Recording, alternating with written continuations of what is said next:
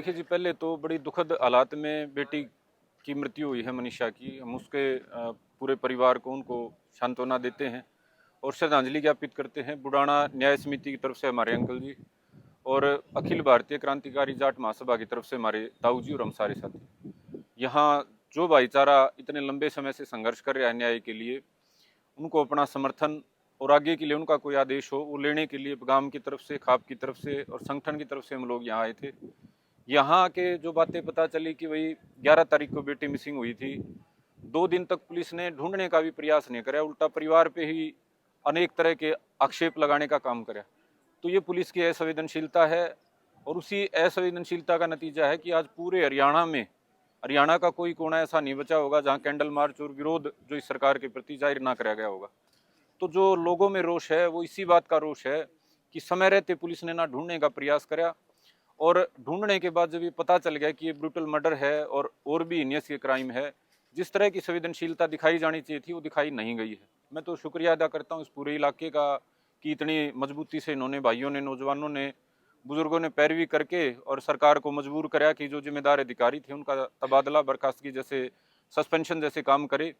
और अब तक भी जो मुख्य जो बात मैं आपके माध्यम से हरियाणा के तमाम साथियों से कहना चाहूँगा कि वैसी नौबत क्यों आ रही है कि इतने जघन्य हत्याकांड के बाद भी समाज को सड़क पे बैठ के न्याय मांगना पड़ रहा है। हमने सरकार इसलिए थोड़े चुनी थी कि भाई इनको चुन दिया और ये खाओ पियो मौज करो, और हत्या जैसे अपराध के बाद भी लोग सड़क पे बैठेंगे तब ये न्याय देने की बात करेंगे।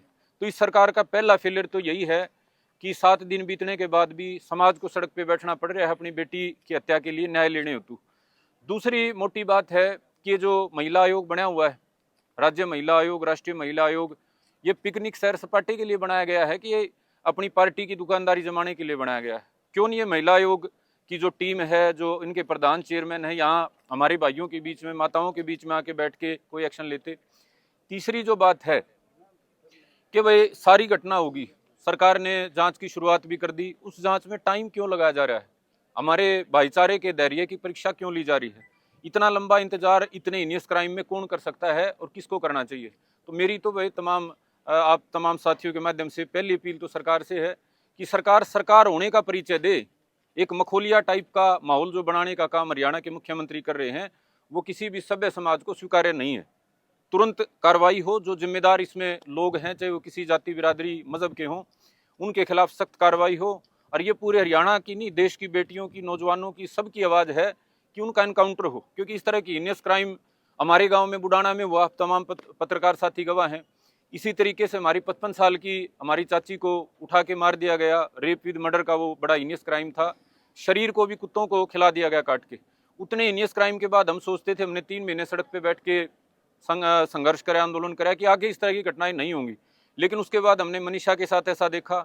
हम ये चाहेंगे कि ये मनीषा की जो हत्या है ये आखिरी हत्या हो और इस इलाके को, समाज को, इस भाईचारे को, देश को आगे और मनीषा जैसे जो अपराध हैं वो ना देखने पड़े।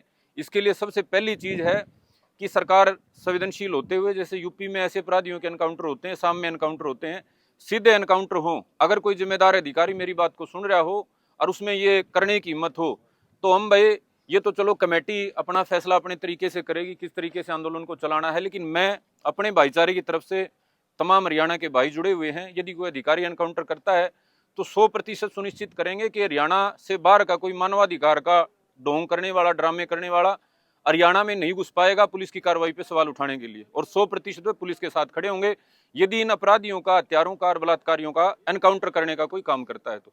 दूसरी बात, मैं तमाम जितने मेरे नौजवान साथी यहाँ मौजूद हैं, आपके माध्यम से मेरी बात सुन पाएंगे, ये जो न्याय की लड़ाई है, अगर ये एनकाउंटर करके तुरंत तो इस पर कोई न्याय होता है तो बहुत अच्छी बात है, लेकिन अगर बात आगे जाती है तो फिर ये बहुत लंबी बात है भाई, लंबी लड़ाई लड़नी पड़ेगी न्याय के लिए।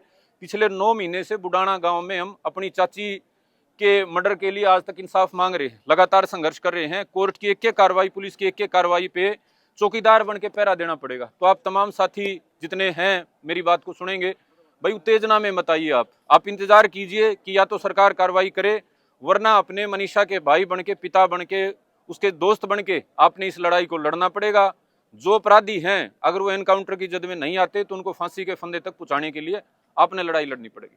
लगातार इस तरह के मामले पूरे प्रदेश में देखे जा रहे हैं, जिस तरह एक मामले का जिक्र आप भी कर रहे हैं बार बार, तो ये जो पूरा माहौल बना हुआ, खौफनाक माहौल पूरे हरियाणा में बना हुआ, हर व्यक्ति अपने आप को असुरक्षित महसूस कर रहा है, इसके लिए किसने जिम्मेदार ठहराना चाहोगे? मैं एक नौजवान के नाते और एक बेटे भाई के नाते वास्तव में शर्मिंदा हूँ, और हम तमाम साथी शर्मिंदा है। अपनी बहन बेटियों को हम सुरक्षा, अभी पीछे रक्षाबंधन गया था, अपनी बहन बेटियों को सुरक्षा का आश्वासन नहीं दे पा रहे हैं। उनमें खौफ है बिल्कुल 100%। हरियाणा की आम बेटी इस तकलीफ में है कि ये किसी के साथ भी हो सकता है। तो भाई ये वास्तव में लाचारी का विषय है, और इसके मैं 2 कारण मानता हूँ। पहला तो एक सरकारी कारण है, राजनीतिक कारण है। इस तरह के अपराध करने वालों को सख्त सजा नहीं दी जा रही। एक डिटरेंट स्थापित किया जाना चाहिए कि ऐसा कोई अपराध करेगा तो 100% उसका एनकाउंटर करके मारा जाएगा। दूसरा, जैसे बुलडोजर चलाया जाता है अलग अलग कारणों से यूपी में अलग जगह पे, उसके घर पे बुलडोजर चलाया जाएगा। एक तो ये सरकार को काम करना चाहिए जिससे समाज में शांति कायम हो, बहनों बेटियों के हौसले सुरक्षित हों। दूसरा, वह समाज की तरफ से एक बड़ी भारी कमी हमने देखने को आई कि जब ये अपराधी पकड़े जाते हैं, इसके बाद इनकी जातियां ढूंढी जाती हैं, इनके मजहब ढूंढे जाते हैं। तो अब तो अलग तरह की बातें हैं। जब ये पकड़े जाएंगे तो कुछ लोग ठेकेदार बन के जातियों के आ जाते हैं कि नहीं, हमारे वाले ने तो नहीं कर रखा, भाई आगे जांच करो।